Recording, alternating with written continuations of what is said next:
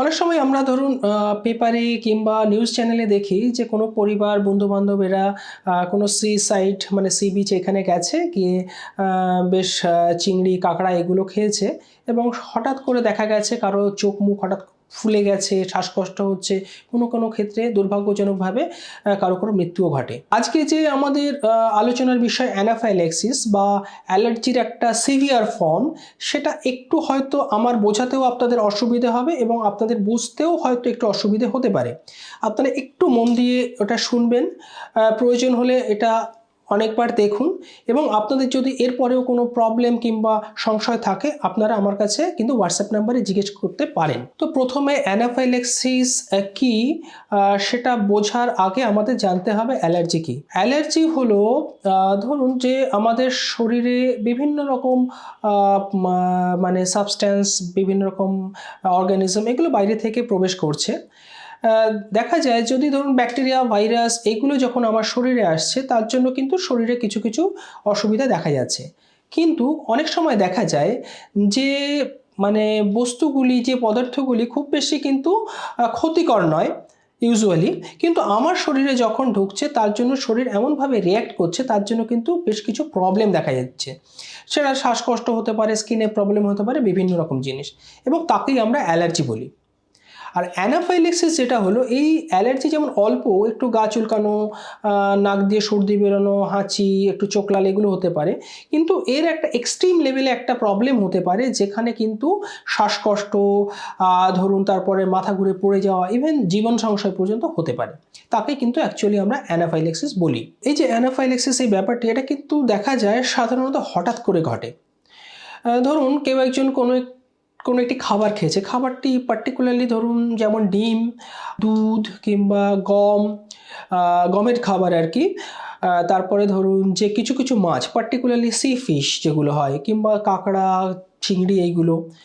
কখনো কখনো আবার ধরুন কোনো ওষুধ খেলো কিংবা কোনো ইঞ্জেকশন নিল, এগুলোর পরপরই দেখা গেল কিছুক্ষণ বাদ থেকেই আর কি গা চুলকানো শুরু হলো, গায়ে একটু ফোলা ফোলা, লাল লাল চাকা চাকা উঠছে, সঙ্গে ঠোঁট ফোলা শুরু হলো, মুখ ফুলছে, চোখ ফুলে যাচ্ছে, আরও ভেতর দিকে গেলে জিভটা কেমন একটু আড়ষ্ট ভাব লাগছে, জিভ ফুলছে, আরও ভেতরে গেলে যেমন ধরুন একটা চোকিং সেন্সেশন হচ্ছে, তার কথা বলতে অসুবিধে হচ্ছে, একটু ফ্যাস ফেসে আওয়াজ হচ্ছে, অনেক সময় গিলতে প্রবলেম হচ্ছে, আবার অনেক সময় শ্বাস নিতে প্রবলেম হচ্ছে। শ্বাস নিলে কী হচ্ছে যে একটা বাঁশির মতো এরকম একটা সাই সাই করে আওয়াজ হচ্ছে, এবং সে বলছে বুকের মধ্যে প্রচণ্ড একটা অসুবিধা হচ্ছে। তো এছাড়াও হতে পারে ধরুন এইগুলোর সঙ্গেই কারো খাবার খায়নি অথচ হঠাৎ করে একটি পেট ব্যথা শুরু হলো, সে পেট ব্যথা বেশ কামড়ে কামড়ে উঠছে, কারো লুজটুল শুরু হয়ে গেল, কারো ভমিটিং শুরু হয়ে গেল। এরপরেও দেখা যায় কারো হয়তো সে বলছে যে তার ভেতর থেকে একটা অদ্ভুত ভয় কাজ করছে, মানে যেটা ঠিক এক্সপ্লেনেবল নয়। সে সে এই এই জিনিসগুলো যখন ঘটছে তখন সে বলছে আমার একটা মানে মৃত্যু ভয় যে টাইপের বলা হয় আর কি, সেই রকম যে আমার ভেতর থেকে কিছুটা ভয় হচ্ছে। খুব অ্যাডভান্স স্টেজে গেলে আবার দেখা যায় সে মাথা ঘুরে পড়ে গেল, হ্যাঁ, চারিদিকে অন্ধকার দেখে, এবং সে জ্ঞান হারিয়ে গেল। তো এইগুলো কিন্তু কোনো একটি খাবার, কোনো একটি ইঞ্জেকশন, অনেক সময় দেখা যায় যে কোনো একটি ধরুন পোকামাকড়ের কামড় এগুলোর পরে ঘটছে। তো এই জিনিসগুলো কিন্তু অ্যানাফাইল্যাক্সিসের যে বহিঃপ্রকাশ। অ্যানাফাইল্যাক্সিস যে এই ব্যাপারটা ঘটছে, আমাদের কিছু ক্লাসিফিকেশন করা হয় যে মানে কিংবা আমাদের আইডিয়া করা যেতে পারে কোন কোন জিনিসে বেশি হচ্ছে। একটু আগে যেমন বলছিলাম কিছু খাবারের মধ্যে কয়েকটি খাবার খুব এর সঙ্গে মানে বেশ রকমভাবে জড়িয়ে, যেমন ধরুন যে ডিম, মানে মুরগির ডিম এগুলো, কিছু ধরুন যে হুইট মানে গমের যে খাবারগুলো হয়, যেমন বিস্কিট হতে পারে, ব্রেডস হতে পারে এইগুলো। এছাড়া হতে পারে মিল্ক, হ্যাঁ, যে দুধ, সেটা গরুর দুধও হতে পারে, সয়া মিল্কও হতে পারে। কখনো কখনো দেখা যাচ্ছে ধরুন কিছু মাছ তার মধ্যে কাঁকড়া, চিংড়ি, কিছু সি ফিশ এগুলো। আবার অনেক সময় দেখা যাচ্ছে কিছু বাদাম বলতে ধরুন পিনাটস হলো, কিংবা ধরুন যে ট্রি নাটস, এইগুলো অনেকগুলো। এইগুলো দেখা যায় বেশিরভাগ ক্ষেত্রে কিন্তু এইরকম যে অ্যানাফাইল্যাক্সিস হচ্ছে তার পেছনে জড়িয়ে আছে। কিছু ওষুধ, সেই ওষুধটা হতে পারে আপনি মুখ দিয়ে খেলেন, কিংবা ইনজেক্টেবল। এই ওষুধগুলির মধ্যে অ্যান্টিবায়োটিক্স খুব একটা গুরুত্বপূর্ণ। তারপরে ধরুন ব্যথার ওষুধ, অনেকেরই দেখা যায় যে ব্যথা হচ্ছে, একটি ব্যথার ওষুধ খেলো, খাওয়ার পরেও কিন্তু এরকম প্রবলেম হলো। আবার অনেক সময় আপনারা এটাও লক্ষ্য করবেন কিংবা অনেক সময় এটা আমরা নিউজেও দেখি যে ধরুন একটা এমআরআই কিংবা সিটি স্ক্যান এগুলো করতে যাওয়ার পরে কোনো একটি ইঞ্জেকশন দেওয়া হয়েছিল, ডাই পুশ করা হয়েছিল, তারপরেও সিমিলার একটি ঘটনা ঘটেছে। তো এই জিনিসগুলো কিন্তু আমাকে মাথায় রাখতে হবে। আরও একটি গুরুত্বপূর্ণ ব্যাপার, ধরুন পার্টিকুলারলি যারা ধরুন একটু সুন্দরবন এলাকার এদিকে থাকেন কিংবা ধরুন যে গ্রামের দিকে থাকেন যেখানে প্রচুর পরিমাণে মৌমাছি, বোলতা, ভিমরুল এগুলো ঘুরছে, সেগুলো কামড়ানোর পরে কিন্তু প্রচণ্ড হাত মুখ ফুলে গেল, শ্বাসকষ্ট শুরু হলো, কোনো কোনো ক্ষেত্রে দেখা যাচ্ছে তাদের মৃত্যু পর্যন্ত করতে পারে। তো আমি যে এই জিনিসগুলো বললাম যে বিভিন্ন রকম খাবার, ওষুধ, পোকামাকড় এইগুলো কিন্তু আমাদের একটু খেয়াল রাখতে হবে। অনেক সময় দেখা যায় যে ধরুন যারা এক্সারসাইজ করলো, মানে একটু দৌড়াদৌড়ি লাফাঝাপা করলো, তারপরেও কিন্তু এইরকম একটি কোনো সাইন সিমটম আসতে পারে, কিংবা দেখা যায় যে অ্যালকোহল যে খাওয়ার পরেও কিন্তু এইরকম একটা প্রবলেম আসতে পারে। সবার যে এরকম হবে তা কিন্তু নয়, হ্যাঁ? আমি এগুলো বলছি মানে প্রচণ্ড ভয় পেতে হবে সেরকম নয়, যদিও এটা খুবই আনপ্রেডিক্টেবল। কিন্তু আমাদের খেয়াল রাখতে হবে কোনো কোনো ক্ষেত্রে কিন্তু আমাকে একটু সচেতন থাকতে হতে পারে। যেমন ধরুন যাদের অ্যাজমা আছে, যাদের ধরুন অ্যাটোপিক যে ডার্মাটাইটিস বা অ্যাটোপিক এক্সিমা, স্কিনের যে অ্যালার্জির অসুবিধা আছে, কিংবা ধরুন একটু বেশি বয়স্ক যারা, তাদের ক্ষেত্রে কিন্তু এই প্রবলেমগুলোর চান্স অনেকটা বেশি। সুতরাং আমার খেয়াল রাখতে হবে এই যে যাদের এই প্রবলেমগুলো হচ্ছে তাদের যে অ্যালার্জির ডাক্তারবাবু আছেন তারা তাদের দেখে কি বলছেন না বলছেন একটু খেয়াল রাখতে হবে। তো আমাদের এখন মাথায় রাখতে হবে কিংবা আমাদের এখন যেটা খুব গুরুত্বপূর্ণ ব্যাপার যে খেয়াল রাখতে হবে কী করে এটা আমরা আটকাতে পারি। যাদের ধরুন যে বললাম যে প্রবলেমগুলো ধরুন স্কিনের অ্যালার্জি কিংবা অ্যাজমা প্রবলেম আছে, কিংবা আগেও কখনো এইরকম কোনো র্যাশ কিংবা এরকম কোনো প্রবলেম দেখা গেছে, তাদের কিন্তু একজন অ্যালার্জির ডাক্তারবাবুর সঙ্গে অবশ্যই কথা বলা উচিত। আপনার এই অসুবিধাগুলো নিয়ে যখন আপনি আপনার ডাক্তারবাবুর সঙ্গে কথা বলবেন, তিনি অবশ্যই আপনাকে বেশ কিছু প্রশ্ন করবেন। যেমন ধরুন যে এটা কবে হয়েছিল, কতবার হয়েছিল, কোন কোন জিনিসের পরে মানে কোন কোন মানে খাবার কিংবা কোনো ওষুধপত্রের পরে হয়েছিল কি না। তারপরে ধরুন যে আবার জিজ্ঞেস করা হতে পারে প্রত্যেকবার এরকম হচ্ছে কি না, ঠিক আছে? তারপরে একটা জিনিস মনে রাখতে হবে যে আমার যে এই যে প্রবলেমগুলো হচ্ছে, যে ধরুন যেগুলো এতক্ষণ বললাম যে শ্বাসকষ্ট, অন্যান্য যে চোকিং সেন্সেশন, পেট ব্যথা, বমি, এগুলো সঙ্গে যে স্কিনের প্রবলেম রয়েছে, সবার ক্ষেত্রে কিন্তু এই স্কিনের প্রবলেম নাও থাকতে পারে। তো যদি আমার স্কিনের প্রবলেম এইরকম হচ্ছে না তার মানে নেই তা কিন্তু নয়। বাদবাকি যেগুলো বললাম সেগুলোরও যদি অনেকগুলো মিলে যায় তাহলেও কিন্তু আপনি অ্যালার্জির ডাক্তারবাবুর সঙ্গে অবশ্যই কথা বলবেন। তা ডাক্তারবাবুর কাছে যাওয়ার পরে যে আপনাকে প্রশ্নগুলো করা হবে তারপরে সেই বুঝে তিনি আপনাকে বেশ কিছু টেস্ট হয়তো করতে দেবেন।